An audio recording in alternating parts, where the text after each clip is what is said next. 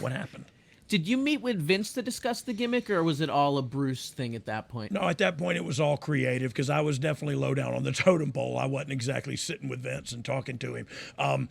But that's not to say had I been a savvy businessman or have I, been smart to the ways of the world, other than the military at all, I would have probably asked, hey, I'd like to sit with him and talk with him for a minute. You know what I mean? And get to know him. But his guys got what they needed out of me, so he didn't have to. You know what I mean? And it wasn't because he has 100 guys he needs to talk to and take care of. If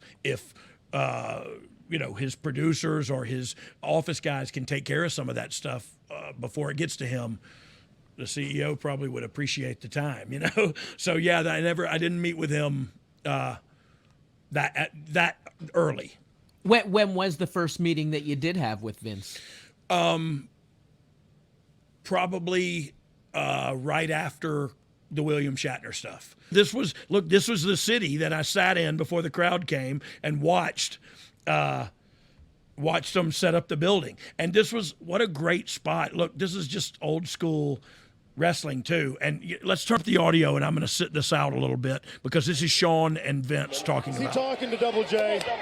Is he like a fan? He just said, come on, Double J. Actually, I thought he was one of the cable pullers earlier on. But Maybe apparently he is in puller. the corner of Double J. Maybe he's a cameraman that's just a big fan of Double J's. You think? I don't think so. I'm not too sure Double J has any fans. This is the first time I was on TV. Because, Double J was embarrassed at the Survivor Series. Look at this. Leapfrog by Double J. The British Bulldog underneath another leapfrog. And, trouble for Double J. Vertical suplex. With this bodyguard thing. Double J goes out. And what goes Bulldog holds Jeff up. Eventually, holding him up still. There they go. Bam. See, that used to get a pop. Little FaceTime. You get over there on the floor, see there, a camera will find you. I love it. The arms are out in crowd control because mode. they can't touch the superstar that is Jeff Jarrett. You know what I mean? Like, get back. There's that guy again outside. What's he And doing? so that's what I'm doing. And I love at the end of this show, it's like, looks like he's got a back problem. I just walk like this the whole time because I'm bigger than Jeff. You know what I mean? That's just a fact. It's not, he's in a ton better shape than me, but I'm just bigger than him. So I had to squat down to make him be the focal point. You know what I mean? What's he looking for? And then just the whole package of everything, because Jeff's outfit was so unique and outside the box compared to what anyone else was wearing at the time. Yeah, right. That's what that's smart of him, right? He's different. What's everybody else doing? I'm going to do something different. I don't even know where I got those sunglasses at. You got to give him that. No, I don't believe so. So you actually, in that clip, looked like a guy that was this gangster kid that was in my driver's ed class when I was 15 in Libertyville, Illinois. Libertyville, Illinois. Do you remember that guy's name? I don't, but I just remember I was this scrawny kid, and I was like, this dude's gangster, and I'm a little scared.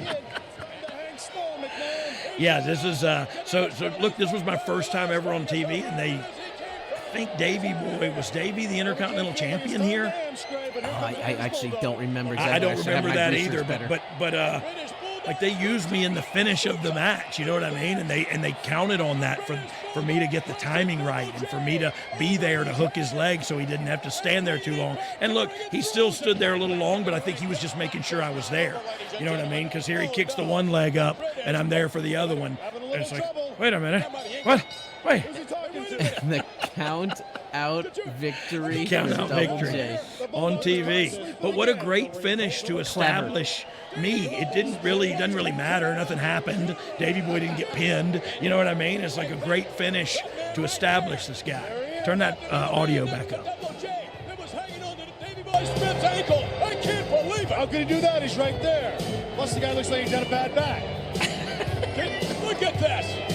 Double J, Jeff Jarrett with a count-out victory. Yeah, this is the first time I was actually with him.